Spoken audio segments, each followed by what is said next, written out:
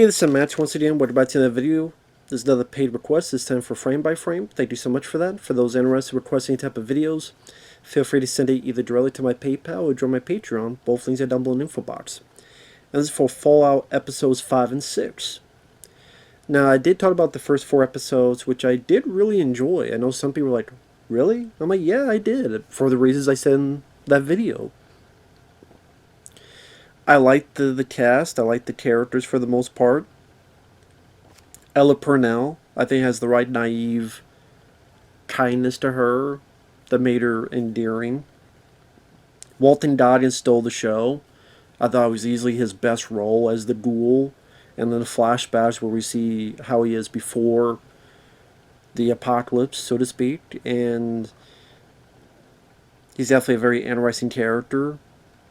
I even don't hate Maximus like a lot of people do, because I can see that he's probably a guy that maybe is a character who's a little bit on the spectrum, but they don't have to put it in our face. I could kind of see it, and also because of how far apart they are from our society, their way of thinking is going to be a little bit different than the norm.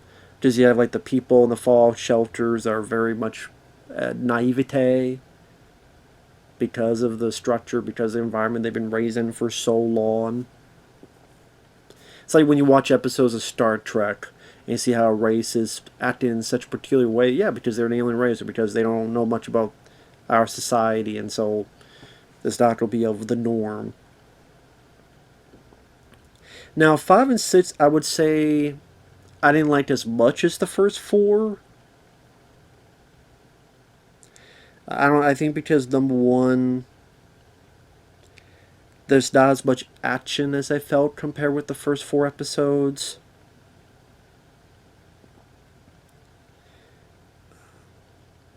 But at the same time, I like the characters. I've been liking the story enough that while these are, I think, a bit weaker than the first 4, I always thought they were still more than watchable. And because I grew to like these characters, I don't mind. Although I do think there's improvements that could have been made. Like episode 5, Maximus is in that suit, the power armor suit, talks with his other guy who's like a helper. They helped each other get this big gulper fish thing, but one thing leads to another. The guy wants to be branded because that's the thing to do in this Brotherhood of Steel. Maximus is unsure about, but ultimately does. But then, naively, there's a lot of naive people in this universe, he reveals himself, but then the guy immediately is like, oh my god, you lied, and this is wrong, and shuts down his suit. He's trapped in there. Ultimately, our lead girl, Ella Purnell, finds him, lets him out. I do like that she's very untrustworthy, as she explains, like everyone she's talked to or met has tried to kill her in one way or another. So I do like that she doesn't immediately trust him. It makes perfect sense why she'd be hesitant on it. But then, lo and behold, she passes out. Maximus helps her. They form a bond, and they go on their merry way. Then they show a little bit of the vault, where there's this vote for the new overseer, where the characters were found in that vault. They had been to Vault 32 and they saw all these dead bodies and all this chaos. And you see there's a little bit of confusion going on as to, wait a minute, people from Vault 31 go to here, which is Vault 33. Why is it that it's only people from there that come to here that get voted as the top overseer, the top leader? And then they're told to go to Vault 32, and by the end they go in and everything's cleaned up. Everything's nice and tidy and fine. I will say that part intrigues me as to what's going on with this, what's happened with this. At least there's a little bit of mystery there that I'm kind of curious as to how that's resolved, where that's going. So at least that part's got that going for it. One moment I did like is our 2 lead characters are passing on the bridge and they see 2. Of course, this girl, still being a little somewhat naive, hey, let's calm down, we'll have our hands up. As they're going past, the other two see her Pip-Boy and all that stuff. Shoots at them, but Maximus gets a gun, shoots to both of them. Some nice squibs, or at least nice shots. They didn't look too bad, didn't look too awful. Just a lot of times it looks like, and a lot of other shows looks like, oh my god, horrendous CGI. Didn't look that way to me in this. So the way they handled it, I thought looked aesthetically a bit better than the usual thing. And it shows that Max is capable even outside the suit. We saw that before when he saved Michael Rappaport earlier in the show, but once again shows that he's capable. He does get wounded though.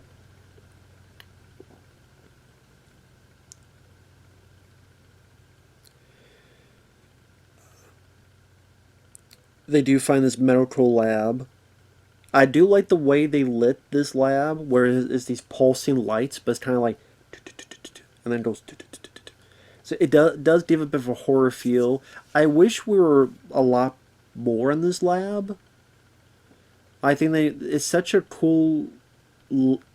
I like the way it was lit so much that I wish there was much more with this lab, where the two of them could go down and you have these kind of flickering, pulsing lights that I forget what pattern that is. You know, continuous lighting like that, and they could play off like maybe there's other creatures here.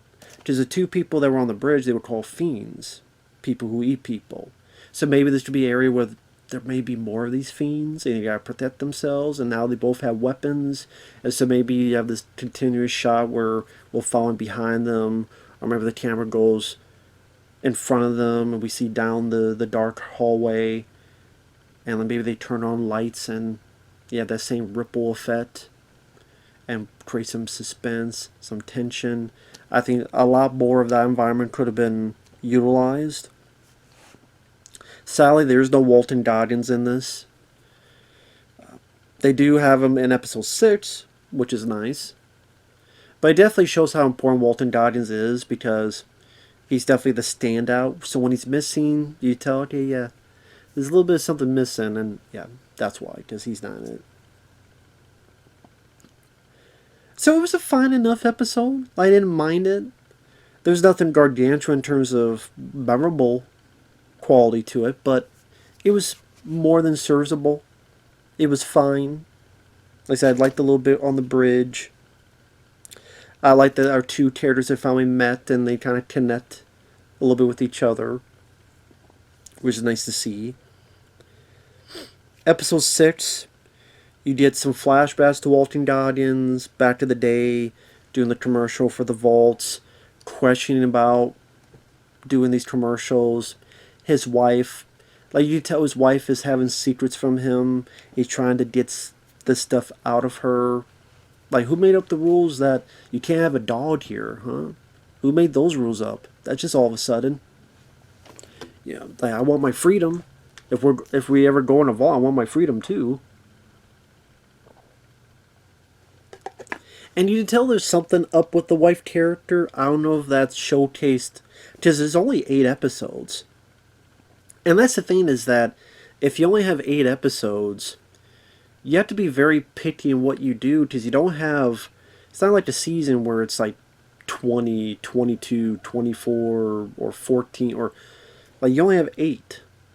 So you only have a certain limited time. Yeah, really make that worth being in the show for. And that's why episode 6 bothered me a bit, because I did read up a bit of what episode 7 entails, and made this episode kind of pointless. The stuff with the ghoul and Walter Goggins, that was the best part of the episode. The flashback, where you get to see more of his life with his wife, how there's people like this guy who's a Native American who was in some of his movies warning about how this company is making so much money, and he mentions how how they don't make that money in these vaults. You remember the movie we did where they wanted the land, so they burned the town down. Now, he doesn't say this, but I'm guessing burn the town down is the equivalent of making an apocalypse. If there's no apocalypse, then the vaults are pointless. You make an apocalypse, they go into the vault, big money making scheme. Granted, I'm thinking, well, how are you going to spend that money, because there's nowhere to. You have a bunch of money, but where are you going to spend it on? Because there's nothing left. But I mean, that's neither here nor there. I guess the neighbor's rooster's even asking the same question. And then you also have Walton Goggins. He was knocked out in episode 4. Bounty people pick him up. They take him to this place. They ask him questions. He sews his finger back on. He notices a flyer, and apparently that's this woman named Moldova. She's the one that took Kyle MacLachlan in one of the first episodes. Kind of the head of the resistance, however you want to put it. And we realize that that girl is the same girl Walton Goggins knew before. So then you wonder, well, how come she's still the same age? She's still around? Is she a ghoul? Is she something else? Is she a clone? I would assume that's going to be answered later. But you tell Walton Goggins is definitely intrigued by this. Now, granted, the people that captured him are the biggest set of morons. Because it seems like there's a lot of other ways they could keep him tied up, trapped, immobilized. But then nonchalantly they just move him around, and then lo and behold, gets the gun, shoots the two of them. Because they're idiots.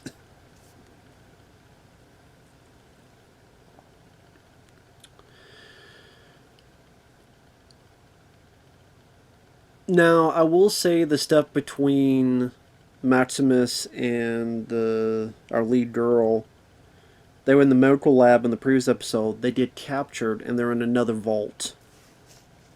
Which Maximus is enjoying because he never had this lifestyle where he could be watching TV and shower and pajamas and robes and all that.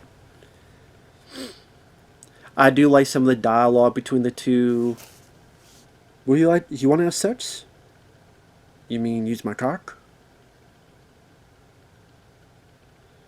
Oh, no, we weren't really taught that. I remember one time it got big and something popped. And that seemed gross. And something about that type of dialogue did make me laugh. Because, okay, it's juvenile humor. But it's like, okay, they're so far removed in society that this one, they were taught sex is whatever.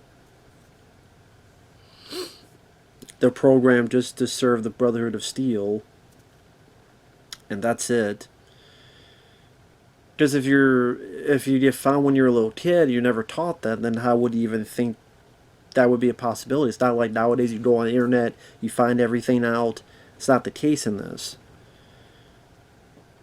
And you see how chipper oh, okay, that's fine. So, like, they have a couple moments I thought was kind of funny, and or in weird ways endearing, that kind of fit their characters. But then the girl finds out that there's something weird going on with this thing, and there's something weird going on with this vault, and they're acting strangely, and they do this ritual that seems like a cult, and it seems like they're drinking blood, and she sees this video, like, of this pregnant woman, and then this fish gulper thing, and it eats her, and she's horrified, and she's chased by these people, and she's attacking them. But then, come to find out, in episode 7, because I did read a little bit ahead, just a little bit. No, that involves actually decent people. That video's from long ago, and they don't subscribe to that. Now, granted, I don't know why they're drinking blood and stuff. I don't know whose blood that is, but apparently they're decent people, and they set up this punishment where it seems like she's going to be executed, but instead, you're out of here, and here's 2 weeks of supplies. You're like, okay. That's a pretty good punishment. So, if that's the case in episode 7, it just feels like a lot of the build-up of this was pointless. I'm like, isn't there other stuff we could have done with this?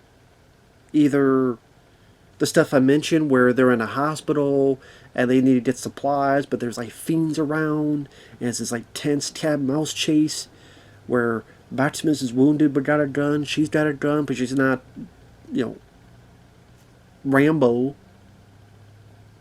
and so they gotta go up and around, and it's just like a sequence like that that could be very tense and suspenseful or action packed, or anything else in this wasteland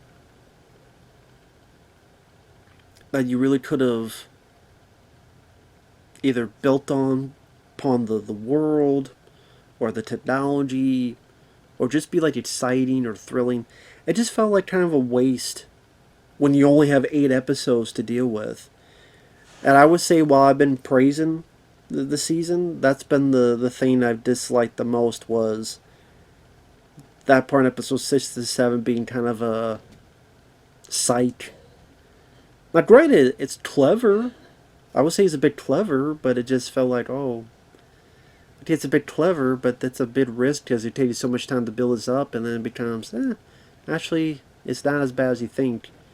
I'm like, well, you only have this much time left, and it felt like maybe we could have put that to better usage. Or maybe if this was something that had, double the episodes to deal with, then it'd be more. I'd be more open and less weary about. But maybe that's just me. So it's sad that you don't have as much action compared to the first 4 episodes. And sorry, there are people outside. If you're wondering, background noise. Sorry about they're passing by and stuff. Yeah, these walls are super thin. But it is what it is. But yeah, as is. I still liked what I saw. And I'm still I still like the season so far because I like the characters, I like the world this is set in. I think it has some good production value. For a show, it looks as good as a movie or even better than some of the movies out there. But yeah, I'm not going to say these are my favorite episodes of the season. But I didn't hate them either. Like, they were fine. They were fine. So with that said, thanks for watching. Take care, everyone, and we'll see you guys later. Bye-bye.